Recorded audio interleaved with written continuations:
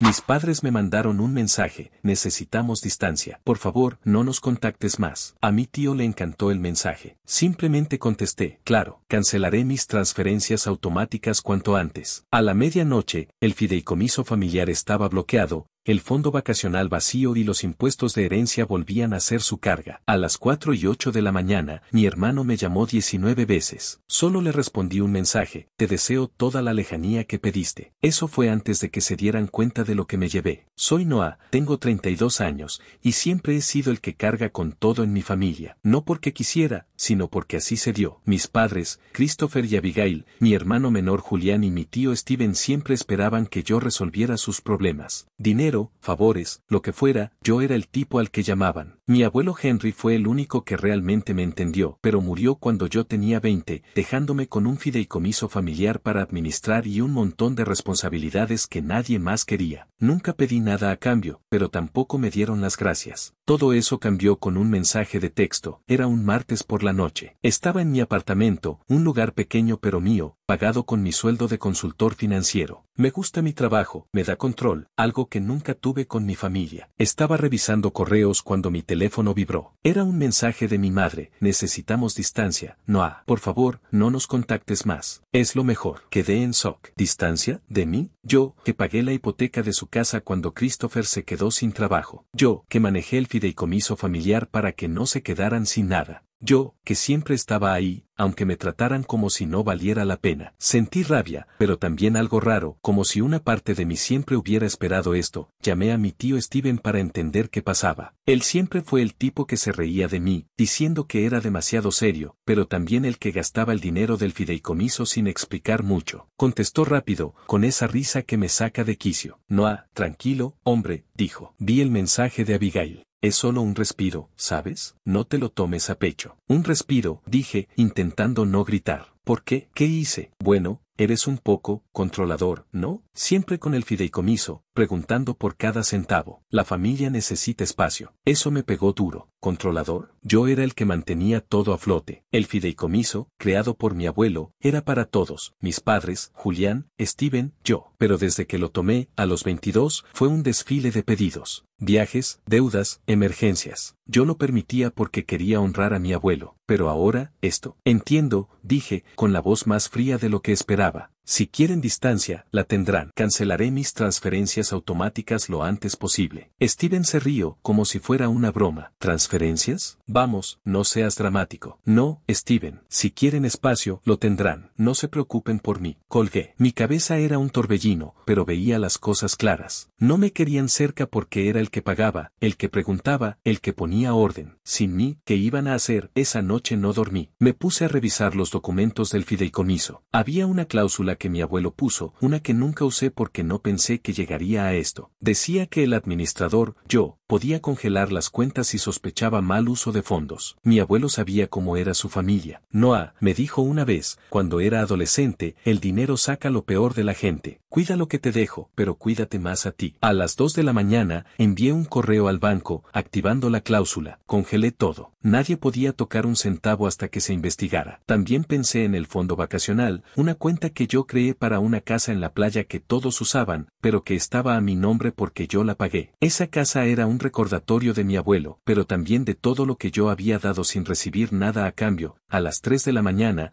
contacté a Michael, un abogado amigo. Le conté lo del mensaje y el fideicomiso. Me dijo que la cláusula era sólida y que, si había evidencia de mal uso, tenía todo el derecho de congelar las cuentas. Me prometió ayudarme con los detalles legales al día siguiente. A las 4:08 de la mañana, mi teléfono empezó a sonar. Julián.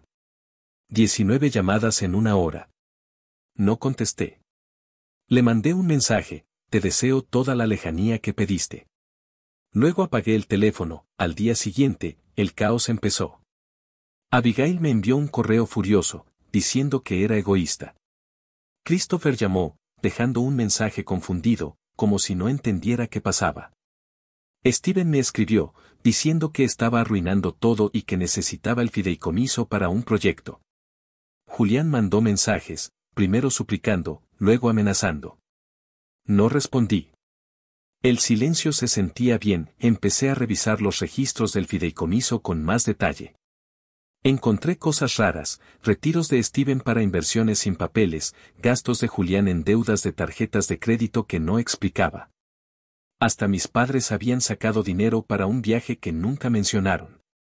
Todo eso violaba las reglas del fideicomiso.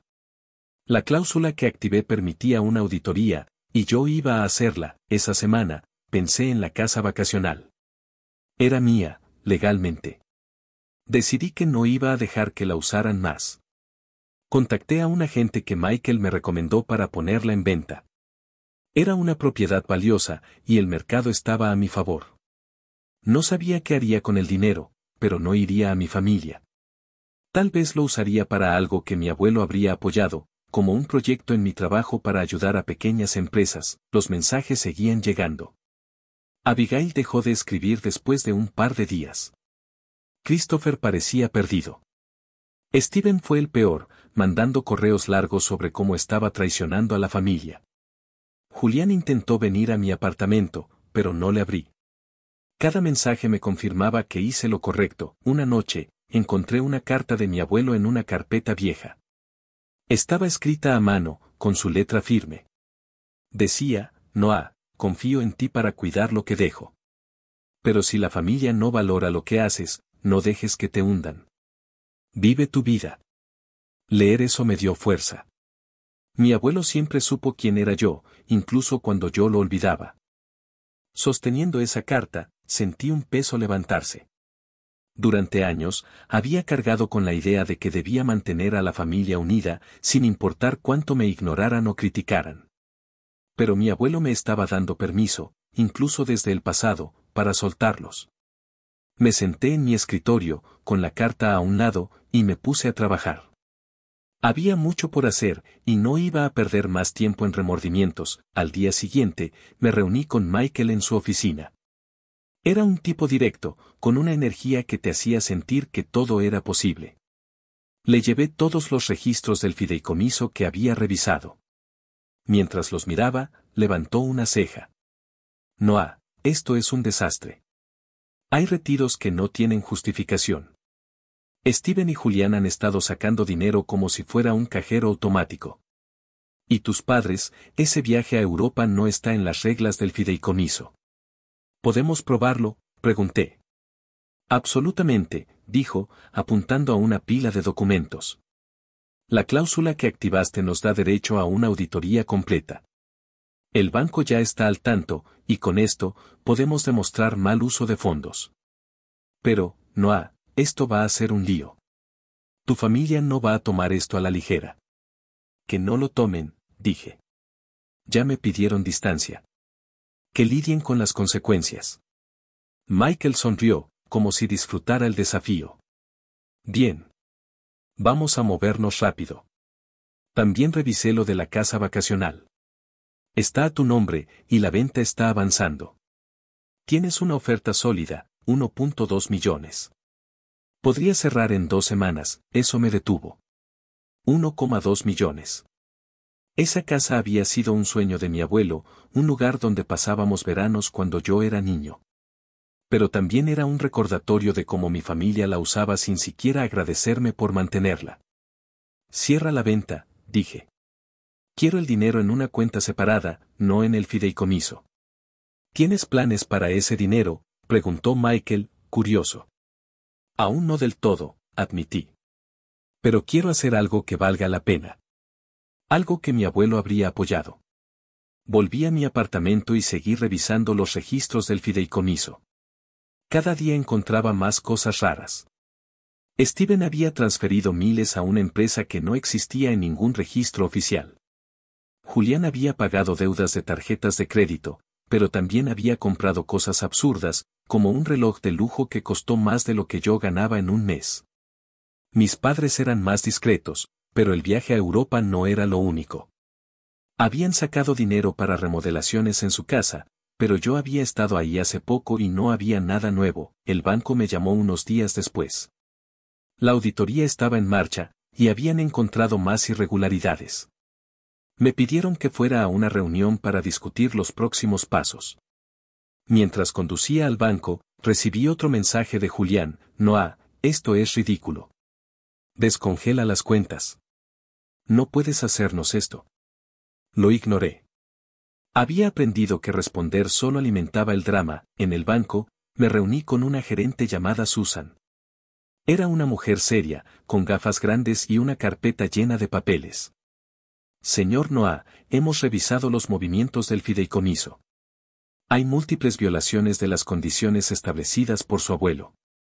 Retiros no autorizados, transferencias a cuentas personales sin documentación. Podemos proceder con una investigación formal, pero necesito su autorización para involucrar a un auditor externo. De El Paso, dije. Quiero que todo salga a la luz. Susan asintió. También debe saber que, como administrador, tiene la autoridad para redistribuir los fondos del fideicomiso, siempre que sea dentro de las reglas. Su abuelo dejó una nota específica: los fondos deben usarse para el beneficio de la familia, pero también para proyectos de valor a su discreción. Eso me hizo detenerme. ¿Proyectos de valor? Nunca había pensado en el fideicomiso como algo más que un salvavidas para mi familia. Pero mi abuelo siempre hablaba de hacer cosas que importaran, como ayudar a la comunidad. Tal vez había más en su legado de lo que yo entendía. Esa noche, mientras revisaba más documentos, encontré otra sorpresa. Entre los papeles del fideicomiso, había un sobresellado con mi nombre. Era de mi abuelo, fechado un año antes de su muerte. Lo abrí con cuidado. Dentro había una carta más larga que la anterior, escrita con la misma letra firme. Noah, empezaba, si estás leyendo esto, probablemente la familia te ha empujado al límite. No te culpo si decides apartarte. Cuando creé el fideicomiso, quería que fuera una ayuda, pero también sabía que el dinero puede corromper. Hay algo que no le conté a nadie más. Además del fideicomiso, dejé un fondo separado, a tu nombre, en un banco diferente. No es mucho, pero es tuyo. Úsalo para algo que te haga sentir vivo. Y si la familia no puede ver lo que vales, déjalos ir.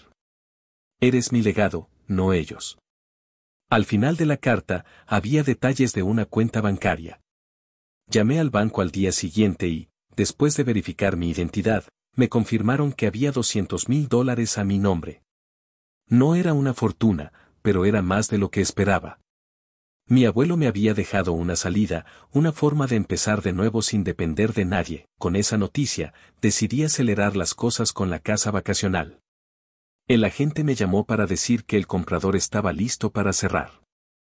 Firmé los papeles esa semana y el dinero llegó a mi cuenta, 1.2 millones, libres de cualquier reclamo de mi familia. Me senté en mi apartamento, mirando el saldo en mi computadora, y por primera vez en mucho tiempo, sonreí. No era solo el dinero, era la libertad, pero mi familia no se rindió. Steven empezó a llamarme todos los días, dejando mensajes de voz que pasaban de la súplica a la furia. Noah, esto es una traición. Ese dinero es de todos. No puedes quedártelo. Julián intentó un enfoque diferente, enviándome mensajes diciendo que estaba preocupado por mí, que debíamos hablar como hermanos. Abigail me escribió un correo largo, diciendo que estaba decepcionada y que no esperaba esto de mí. Christopher fue el único que no insistió mucho, pero su silencio era casi peor. Una tarde, mientras trabajaba en mi oficina, recibí una visita inesperada. Era Julián. No sé cómo entró al edificio, pero ahí estaba, en la recepción, con una cara que mezclaba enojo y desesperación. Noah, tenemos que hablar, dijo, levantando la voz. No hay nada que hablar, respondí, manteniendo la calma. Tú y los demás dejaron claro lo que querían. Ahora estoy haciendo lo que me pidieron. ¿Congelar el fideicomiso? ¿Vender la casa? Eso es lo que te pedimos, gritó. La recepcionista nos miró, incómoda. Baja la voz, dije. Me pediste distancia. La tienes. Ahora vete. Julián se quedó ahí, respirando fuerte, como si quisiera decir algo más. Pero al final, dio media vuelta y se fue. Me temblaban las manos, pero no por miedo. Era la adrenalina de finalmente poner un límite. Esa noche, decidí usar una parte del dinero de la casa para empezar el proyecto que había estado planeando, un fondo para ayudar a pequeñas empresas locales. Algo que mi abuelo habría amado. Llamé a Michael para discutir los detalles legales, y me recomendó un contador para estructurar todo. También decidí usar el fondo secreto de mi abuelo para algo personal, un viaje. No un lugar lujoso, sino algo sencillo, tal vez a las montañas, donde pudiera pensar y respirar sin el peso de mi familia. Pero justo cuando empezaba a sentir que tenía todo bajo control, recibí un correo del banco. La auditoría había encontrado algo más grande de lo que esperaba. No solo había retiros no autorizados, había evidencia de que Steven había estado desviando dinero a una cuenta offshore. Era un delito grave, y el banco quería saber si debía involucrar a las autoridades. Me quedé mirando el correo, con el corazón acelerado. Esto no era solo una pelea familiar. Esto podía destruir a Steven, y quizás a toda la familia. No tomé una decisión de inmediato. Quería pensarlo bien. Mi abuelo me había dado el poder de proteger el legado, pero también de decidir qué hacer con los que lo traicionaban. Me fui a dormir con la carta de mi abuelo en mi escritorio, sus palabras dando vueltas en mi cabeza: vive tu vida. Pero antes de eso, tenía que decidir cómo cerrar este capítulo con mi familia y qué tan lejos estaba dispuesto a llegar. A la mañana siguiente, me desperté con una claridad nueva. El correo del banco sobre las transferencias offshore de Steven era como un nudo que necesitaba desatar. Esos $300,000 que había desviado no eran solo dinero, eran una traición a todo lo que mi abuelo quiso construir. Llamé a Michael, mi abogado, mientras tomaba un café. Noah, esto es serio, dijo Michael. Si entregas esto a las autoridades, Steven podría enfrentar cargos por malversación. Y Julián, por firmar algunos retiros, también podría meterse en problemas. ¿Estás listo para eso? No lo sé, dije. Quiero que paguen por lo que hicieron, pero no quiero ser el tipo que manda a su familia a la cárcel. ¿Hay otra forma? Podemos intentar recuperar el dinero sin involucrar a la policía, dijo. Exigir la devolución y suspender sus derechos en el fideicomiso. Pero si no cooperan, tendrás que decidir si escalas. Empecemos con eso, dije. Quiero el dinero de vuelta, pero no quiero sangre. Todavía no. Michael estuvo de acuerdo, y esa mañana autoricé al banco para iniciar una investigación formal sin alertar a las autoridades. Susan, la gerente del banco, me llamó para confirmar. Hemos rastreado la cuenta offshore. Steven transfirió el dinero a una empresa fantasma. Julián firmó algunos documentos, y tus padres sabían de ciertos gastos, pero no parece que estén directamente involucrados. ¿Podemos recuperar algo?, pregunté. Estamos trabajando en eso, dijo Susan. Pero necesitarás confrontarlos. Si no devuelven el dinero, tus opciones se reducen. Sabía que la confrontación era inevitable. Mientras tanto, la venta de la casa vacacional se cerró. El dinero, 1.2 millones, estaba en mi cuenta. Decidí usarlo con cuidado, la mitad para un proyecto que estaba armando en mi trabajo, ayudando a pequeñas empresas locales, y la otra mitad para mí, para empezar de nuevo. Los $200,000 del fondo secreto de mi abuelo los invertí en una cuenta a largo plazo. Era mi red de seguridad, un regalo de mi abuelo para cuando lo necesitara. Los mensajes de mi familia no paraban. Steven me bombardeaba con correos, diciendo que estaba destruyendo todo y que el fideicomiso era de todos. Julián cambió su tono, mandando mensajes diciendo que podíamos arreglarlo como hermanos. Abigail me escribió una vez, diciendo que estaba decepcionada por mi actitud. Christopher seguía callado, lo que dolía más de lo que esperaba. Pero ya no respondía. Había aprendido que contestar solo les daba poder. Una semana después, organicé una videollamada con todos. No quería verlos en persona, no estaba listo para eso. Steven, Julián, Abigail y Christopher aparecieron en la pantalla, cada uno con una cara diferente, Steven furioso, Julián nervioso, Abigail indignada, Christopher agotado. Fui directo al grano. Encontré irregularidades en el fideicomiso, dije. Steven, desviaste $300,000 a una cuenta offshore. Julián, firmaste esos retiros. Mamá, papá, ustedes sabían de gastos que no cumplían las reglas y no hicieron nada. El banco está investigando, y yo decido si esto va a la policía. Steven explotó. Esto es una locura, Noah. No tienes derecho. Ese dinero es de la familia. De la familia, dije, sin alzar la voz. Yo he sido el que paga las cuentas, el que arregla sus desastres. Ustedes solo gastan. Me pidieron distancia, y ahora la tienen. Pero aquí está el trato, devuelvan el dinero, o el banco tomará medidas. Tienen una semana. Julián intentó hablar. Noah, vamos, somos hermanos.